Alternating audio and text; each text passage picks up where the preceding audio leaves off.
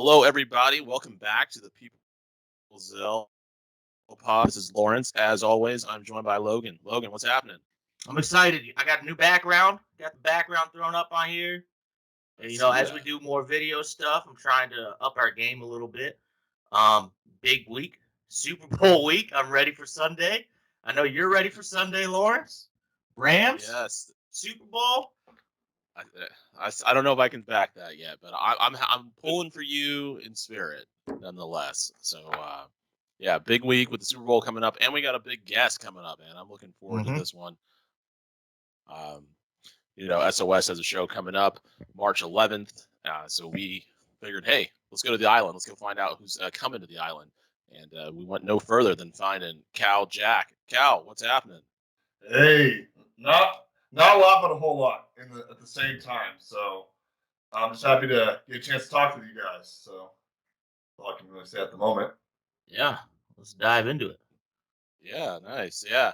Well, first let's kind of start there. How did you find out about SOS? It's the rumblings through social media. I've been kind of looking for a home base in Seattle, so a company I would love to come work at. It's the Pacific Northwest is like a second home for me. My sister lives up there with her family. I love having any opportunity to kind of go up there and see the good people. So I was like, SOS, this is kind of a cool vibe. And I reached out and happy to get an opportunity to perform on March 11th if all things go well. Yeah, you say the Pacific Northwest is second home for you. You're an Oregon State guy, right? Yes, I am. I'm a Beaver. Okay. Is that did you just go to school up there? Where are you from that area? What got you up there besides Originally, I'm from Northern California. Okay. Corvallis, Oregon's where Oregon State is, and I spent 5.5 years of my life there with college and wrestling, and I just really love the area. I was debating on living either in Oregon in that area or I was going to live in Vegas. That was kind of like what it was like between those two places I wanted to live at. And right now it's Vegas, but you never know. I could, when it's all said and done, move back up there. But yeah, I just really love the area. I love the atmosphere. The one thing I think we can all agree with is that Pacific Northwest people are the nicest people on the planet. I don't care wherever you go. That's to me they are. So I just love the atmosphere up there. Okay. Yeah, so you're coming up for SOS. You did DOA, right? And Yep. some 5cc? I did not have the chance to wrestle for 5cc's yet. Okay. But I have worked for I did WoW and I did DOA. And both matches had fun against Ethan HD and Shaft, two good dudes. Oh wow, yeah. Yeah, definitely, man. Those are some good guys there. So let's kind of go back to those Oregon State days. You're a two-time Pac-12 champion wrestler there. So how did you go from that to going to WWE? It was like Jerry Briscoe just walking around the Pac-12 tournament, like, "Hey, why don't you come wrestle for us?" Well, I wish it was that simple. I had a college coach who's actually from Spokane, and he's a big WWF fan, WWE fan, and he knew exactly who Jerry Briscoe was. So this is during my sophomore year in college. Jerry actually was at the at the time it was the Pac-10s.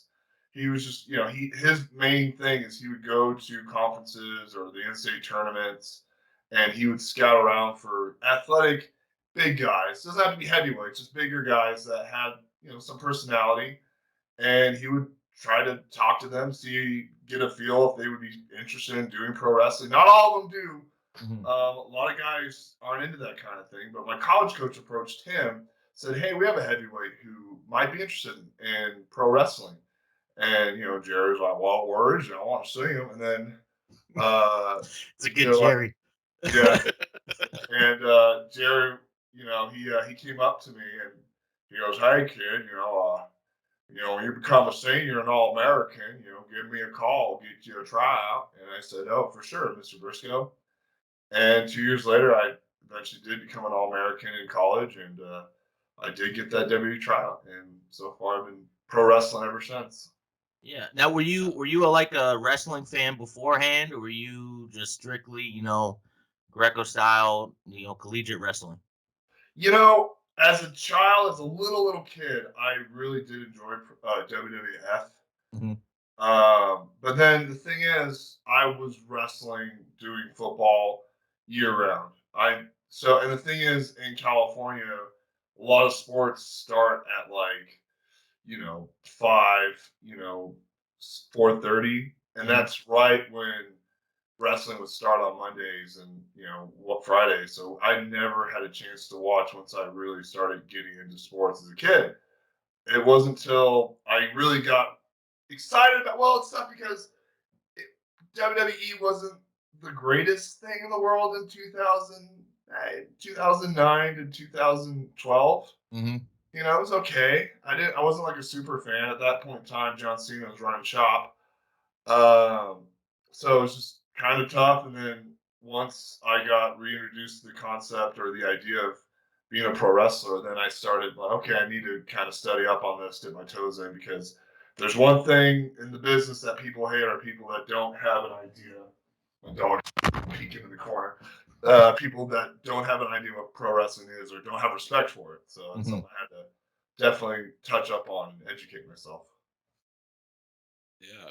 So when you were going through developmental, I mean, this was like a true, or I guess it's kind of come full circle back around now when they were taking, college athletes and trying to turn them into wrestlers before, they had the big indie signing boom. Yeah, So yeah, I guess now you'd be thriving, but how was that back then? Was that, you know, at that son of time a where bitch. you're just trying to get there? Yeah, son of a gun. If only I was 10 years later down the road, I would have fit Yeah. right in with that whole next in line concept, huh? Um, Yeah. you know, back okay, so it's funny because when I was in developmental at the time, I was the last of the Florida Championship Wrestling group, which was the developmental for WWE at the time. And then 6 months later, we switched it to the PC Performance Center in Orlando, Florida.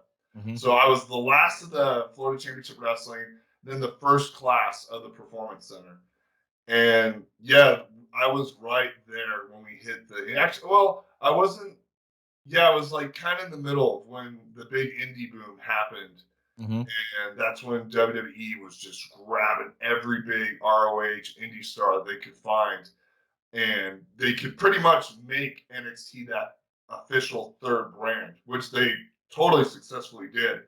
Mhm. And just the chance to kind of see a lot of those big names just thrive and kick ass the way they're doing now. It was definitely inspiring, but also there's that side of you where you're like, shit, I really want to fucking be there. I'm sorry for cursing. I don't know. No, you're good.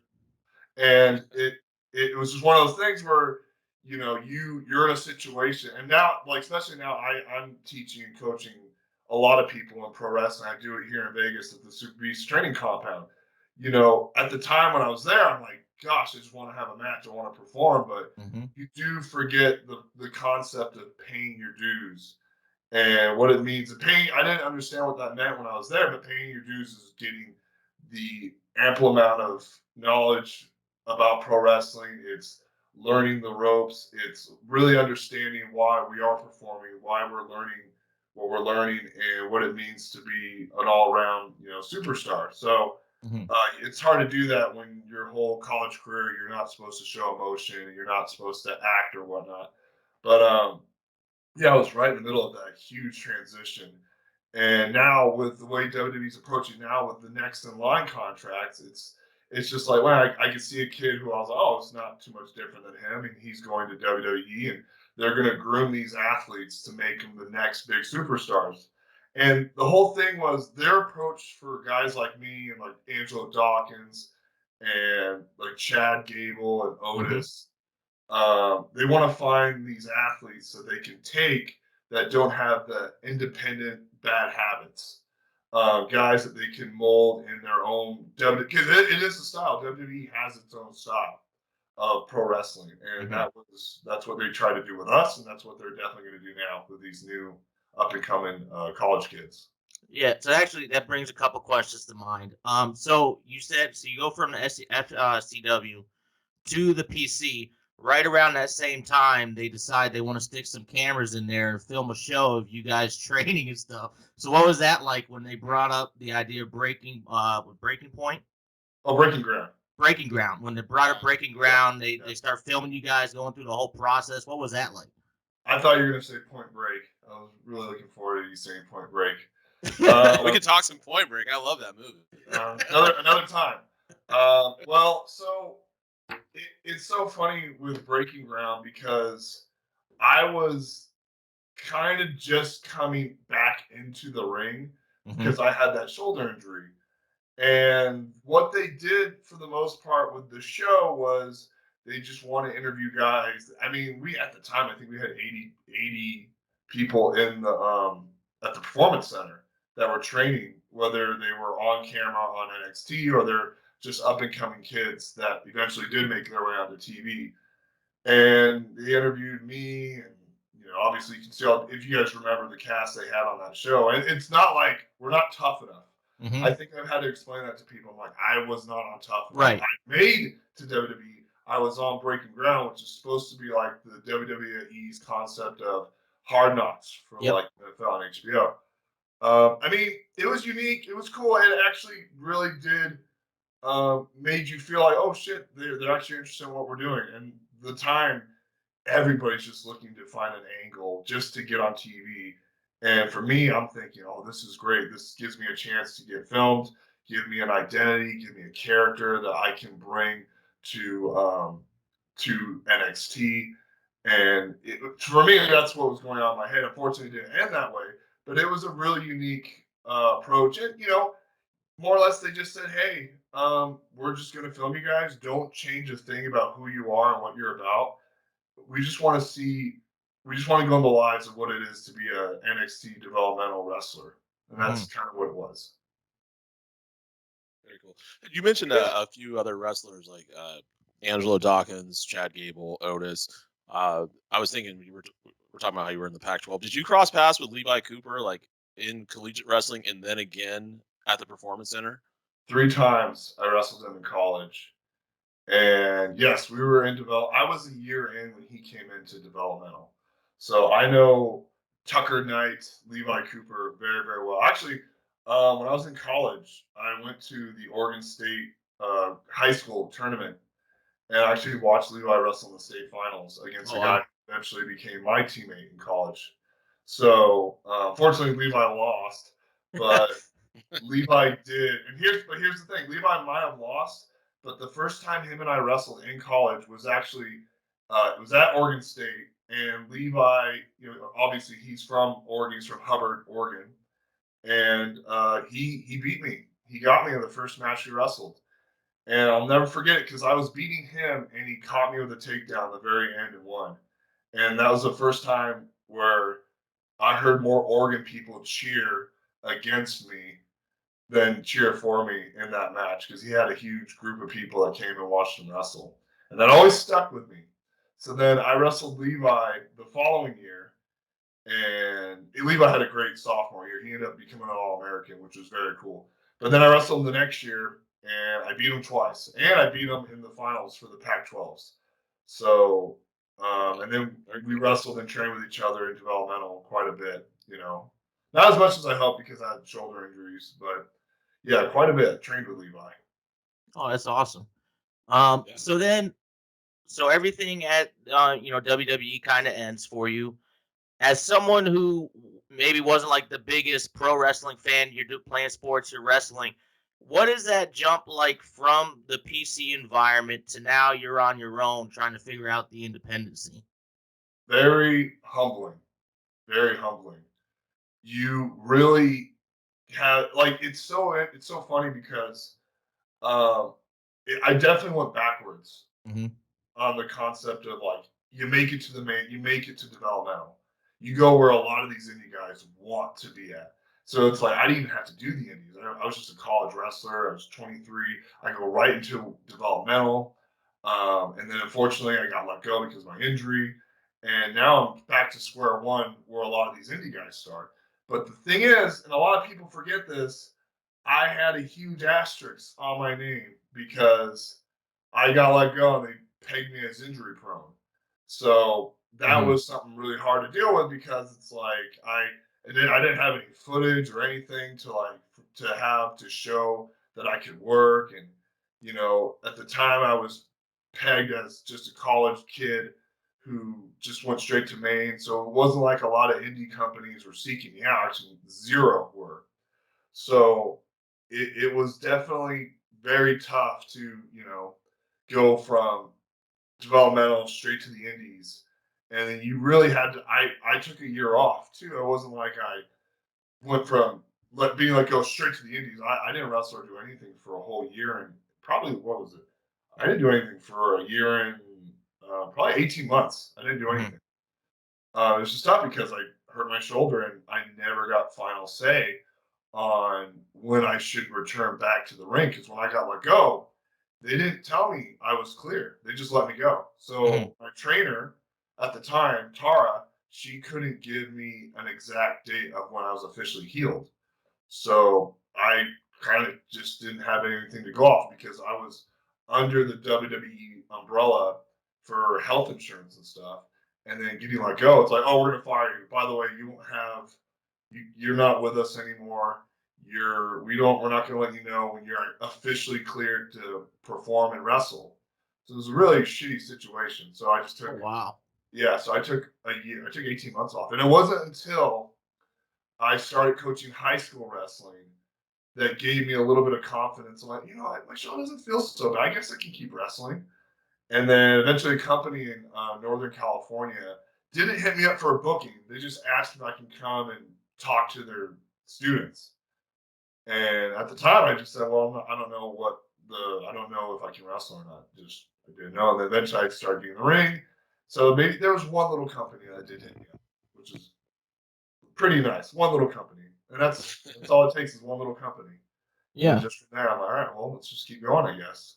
Yeah. So were you in like the Bay Area scene then? Once you got back into, or once you started on the Indies then? Yeah, a little Bay Area scene took me probably like I'd have to say 5 months into the no, and say that's kind of I would say probably like 3 months into getting into the Indies where I was starting to get looked at by some of the Bay Area places.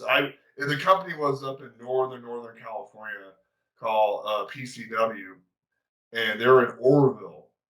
So I started wrestling there, and then eventually I had to travel out to a bunch of the companies in the Bay. Just I had to come to these places and talk to them because you can email and talk to people online as much as possible, but they don't really know you until they see you. So I Mhm. had to kind of pop in, help out, get opportunity, and that part was humbling because I went from being an NXT guy who we're getting catered to and we're being treated really special to starting at the bottom as an indie wrestler in the Bay Area. So it was really tough to get opportunities, Yeah. very frustrating. Yeah. So how do you start developing then this Grizzly Cow Jack character? Is that something you kind of were always kind of thinking when you're at the PC what you kind of want to do gimmick wise? Did someone kind of give it to you? It the thing is, that the I had the character in mind because the bear outfit I was always gonna push that when I was in developmental Mhm. because I love the show Workaholics. I saw myself kind of like Blake, Yeah. and when I saw him with the bear gimmick, I was like, oh, it's perfect. I'd love to have a kind of character like that, but be more of a grizzly mountain man.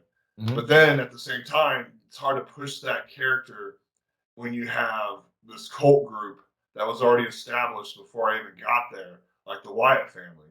Mhm. You have these three or four, well, four monsters with beards and stuff. So I'm like, gosh, you know, that's gonna be. It's hard to have. You can't because when I was in developmental, you can't have something that's already similar to something established. They made that super duper clear that if you come in with something that's too similar to something else, you either have to do it better than them so that they bring you in and then they kick those guys out, which is happening quite a bit. So whenever you have something similar, you either have to make yours better or you have to change. And there was no way I was ever going to catch those guys, and not a chance. So I just had it in mind. And then when you get let go, you're like, well, I kind of want to have this character. And it actually fit really well with me getting let go because, like, in the video, or excuse me, in Breaking Ground, you know, Kane Seaman, who used to work there, said, well, his body can't handle how tough this business is, which is bullshit. You guys didn't give me a chance to show you what I could do. I was hurt because of for reasons.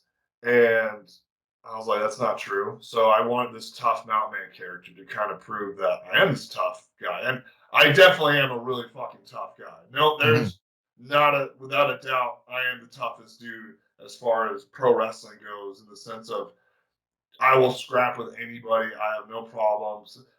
Real wrestling and pro wrestling. I didn't say I'm a death match guy. That's different. I don't do death match. But I have no problem going up against a shoot fighter and just say, oh, let's go. I have no issues with that. Yeah. So you speaking of that, I was going to say you've done a few Bloodsport shows. How is that style working that compared to just like a typical indie match? I absolutely love Bloodsport because it's everything I'm really good at, and I don't have to worry about ropes and basing or like any of the running around stuff. It's just slaps and punches and grappling and just holds, and it's just I love it. It's my favorite style on the planet. I can go in a Bloodsport match with anybody and just have a banger. Yeah, I love it. It's definitely my favorite. Okay. So I got a kind of an interesting question. I'm going to pose 3 different scenarios to me. I want you to tell me which one makes you more nervous. So you got collegiate championship, you got your WWE tryout, and then you got your Mr. Jack about to walk into a classroom as a substitute teacher. All right, from worst to Yep. from scariest to least scariest. Yep. Okay, I'm gonna say, I'll be honest. There's nothing more terrifying than an NCAA match. Okay. Actually, I had this conversation with one of the teachers I was talking to today, and every time before a match, I'm just like, you don't know what's going to happen. And then eventually, when you start wrestling, it's like your nerves go away. And it's not a big deal, but it's the process before a match. I'm going to the bathroom like 5 or 6 times before a match. I'm so nervous because you never know. Yeah. The WWE tryout, no, it wasn't that nerve wracking. I can see it being more nerve wracking now. But sheesh, I was in really good shape when I went to that tryout because I was just done with college wrestling, and I knew I was going to get signed. There wasn't anyone that told me I wasn't going to do it. And then, okay, if I'm teaching, because I substitute teach, if it's like, it depends on the class. There's always a chance if I get signed up to do like kindergarten, oh, I'm sweating bullets. Yeah. That is, like, kindergarten's like the worst, or first grade or elementary school. I mean, I'd rather teach a classroom with a bunch of wannabe gangster kids, for an hour than have to deal with. There's just a lot of emotions with kindergarten. Yeah. And you're trying to tell a kid who's crying his eyes out because he couldn't turn on the computer is just like, it's frustrating. And then, like, if another teacher walks in to see what's going on and the whole room's on fire, you're just like, I don't know what to do. So it's definitely, maybe that might be the most nerve wracking. It might be a tie between kindergarten teaching and the NCAA match. The WWE trial, I already know what they're looking for in WWE. Yeah. They're just looking for personality, being coachable, and having some athleticism. Oh, that's awesome. Yeah.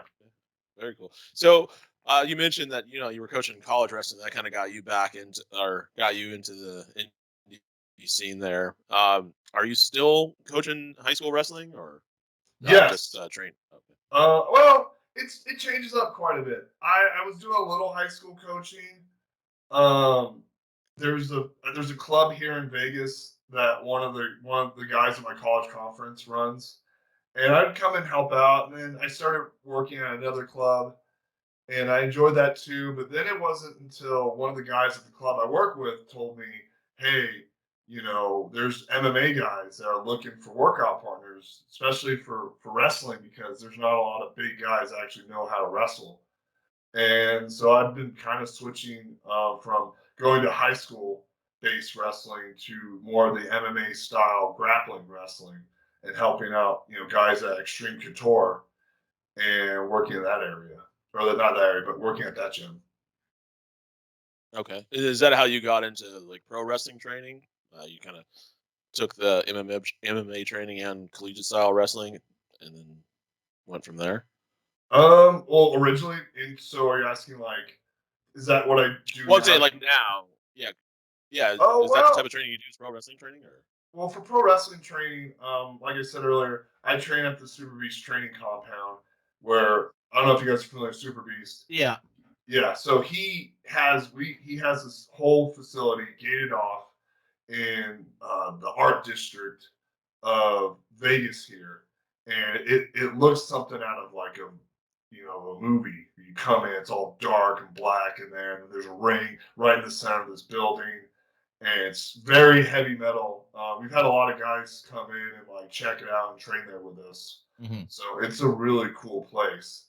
So I go there and I coach the beginners that we come in and stuff, because I've seen 100,000 beginner training practices when I was in developmental. So I know exactly what to do as far as developing beginner wrestlers, because that's all I had to do in developmental with my stupid shoulder. But yeah, I do that, and then it does help when I go to like Coutures and I'm wrestling a dude from Bellator or one of the UFC guys, and just wrestling with them, and eventually we do strikes and stuff, and we do light sparring, and then switching that over to the high school high school practices where I'm wrestling a bigger kid and just teaching them, and the best way to learn is to teach. I feel like you kind of pick things up as you go along. Okay. So I have another question. Going back to the gimmick you kind of do now, the Grizzly Cow Jack.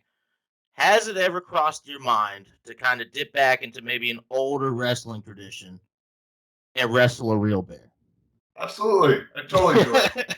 There's like a wildlife animal reservoir like 10 miles from where I live here in Vegas. Yeah. I've debated on going over there and seeing if they actually have some bears over there. They have a bunch of lions and tigers, which I don't know if I want to do that. But I would love to wrestle a bear. That'd be fun.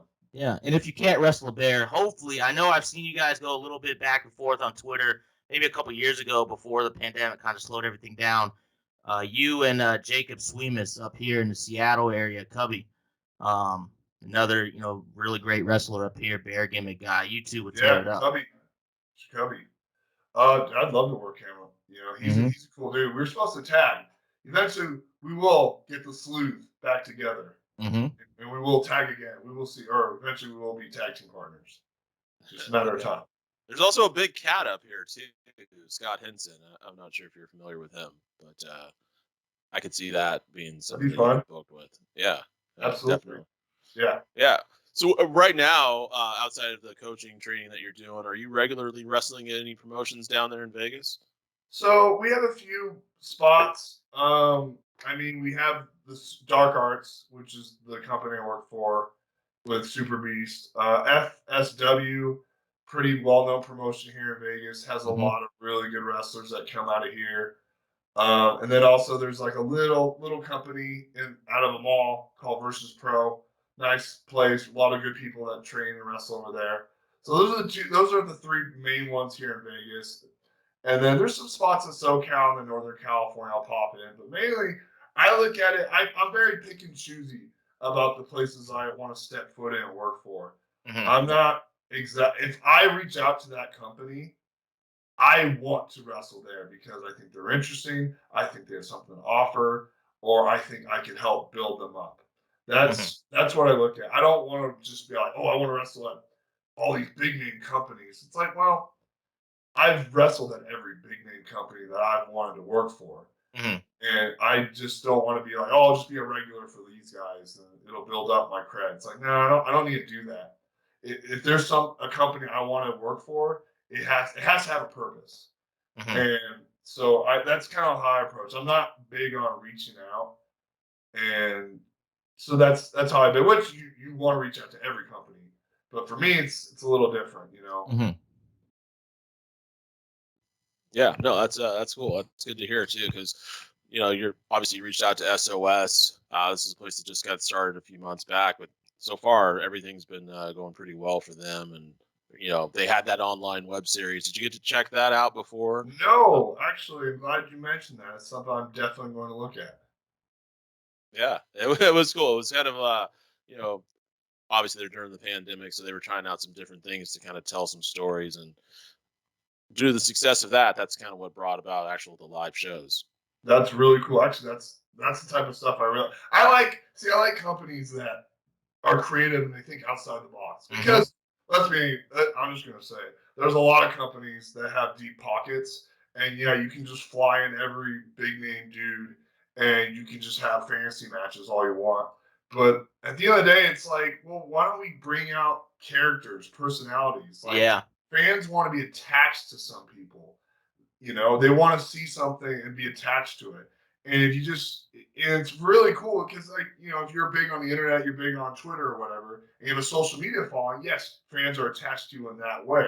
But if you have a storyline or just something that keeps the people's interest, that to me is really cool. So good on SOS if that's something they did. That's really cool. Yeah, it's really cool. I feel like it's something not a lot of indie promotions seem to really get.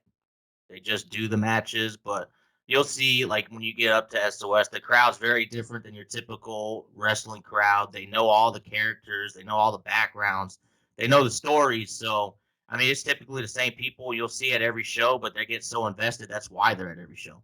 Yeah, that's what it should be. That's old Yeah. school wrestling. Yep. Yeah, definitely. So I know you had mentioned that you had wrestled a few times up here. You wrestled Ethan previously. We kind of talked about Jacob. Are there any other talents up here that you are looking forward to potentially getting in the ring with at some point this year? You know, I like. There's a lot of guys I'm kind of familiar with, not super duper familiar with. I mean, like I love Flex. He'd be a really fun matchup. Yeah. He's really Yeah, good. definitely. Obviously, Levi. He lives in Vancouver, so he's around there. We've talked about having a match against him and I, and maybe possibly teaming up in the future. But more or less, it's for me. I haven't been there in such a good while. I just kind of want to see what new talent is up there. I know there's tons of great guys that wrestle. They have a lot of guys that train out of the Buddy Wayne Academy, and for me, it'd just be just really fun to see who's up there. I mean, there's tons of really good talent. So yeah, we'll just have to see. Very cool. Very cool. Very cool. All right. We get out here now. I saw this. Looks like you're going to be in Dallas. WrestleMania weekend. You got like a lined up down there yet? So with WrestleMania weekend, there's a company that just hit me up for April 2nd. We have a Dark Arts show on Thursday.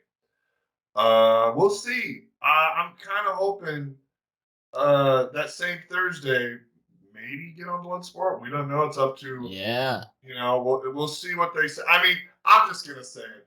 As far as out of all the Bloodsport guys that I'm part of, ain't none of them have trained as much as hard as I have. I don't care what they say. They don't disagree with me.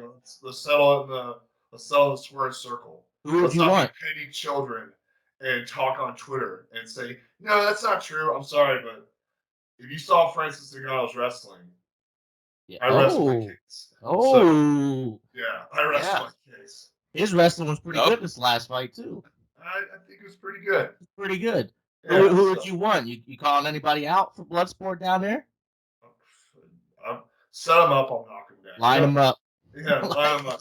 It's funny because I had a conversation with a certain guy at the airport about him and I going at it. But this was a while ago. I don't know if he still remembers. I don't know if Moxley remembers that conversation. Oh. But that would be fun. I'd love to wrestle Josh Barnett. I think I know he's one of the New Japan kids. Alex Calling, I think's his name. Yeah, Coughlin. Yeah, he'd be fun to wrestle. I love how he's a gut wrencher like myself. So we just would toss each other around. But really, I think the main guy, and we just have to settle it. It's been 10 years. since we've wrestled, it'd be Levi Cooper. Oh my God. I think that would be a fun. That's a match where it's like, nobody else nobody else in pro wrestling for that matter Yeah. has wrestled somebody in college, and then 10 years later take on that person in a pro wrestling match. I can't think of anyone. It writes itself. Zero. We're the only two. So if the internet community can figure that out, that we're the only two that could have that match right now, that would be the way to go before Gable Stevenson probably takes on Mason Paris and WWE. So it's like we should do it first. I'm gonna start trumpeting that on Twitter. I'm gonna start pitching that every day until it happens. It needs to happen. Me and Levi have talked about it a lot, that we need to have this match. Bloodsport is probably the perfect match to do that. And because I know Levi's been training, he's been doing jiu-jitsu, he lost a ton of weight. He looks totally different. Me, I've put on a lot of weight, put on a lot of muscle. I'm 300 pounds. Levi is probably like 240 from what I've heard. So it'd be an interesting match. So love that. Yeah. He's starting to get out in the scene up here too. I know he's been doing some things with the Midnight Heat. So we'll see. Maybe someone's listening. They'll help make this happen. So they should. That would be a fun Bloodsport match between him and I. And then whoever wins, we're gonna have another match, and then maybe we'll be a team or something. So I'm definitely looking forward to if it's him. I hope it's him. Love that. Very cool. Very cool. Well, we'll get you out of here. How can people find you on the social medias out there? Well, all you have to do is just type my name. You'll find me. Spelled KALJK Cow Jack. You know what? You guys gotta know this. You know why I spell my name the way I spell it? No. There's no C's in my name. You know why there's no C's? C's are average. I'm not average. So. Oh, I like that. I like that. Yep. There you go. My little inside joke with the name Cow Jack. So yeah, Cow Jack. Just type Cow Jack anywhere on Twitter or Instagram. You'll find me. KALJK. No C's. Not CALJCK. You're not gonna find me. Yeah. But KALJK, you will. I like that. There we go. Well, coming this up has been March awesome. 11th. Yeah, coming up March 11th, SOS Pro Wrestling. You can see Cal Jack, no C's because C's are average, and he's a Grizzly. So, yeah, we're looking forward to that. We appreciate you coming on, and everyone else will catch you next time on the People's L Pod.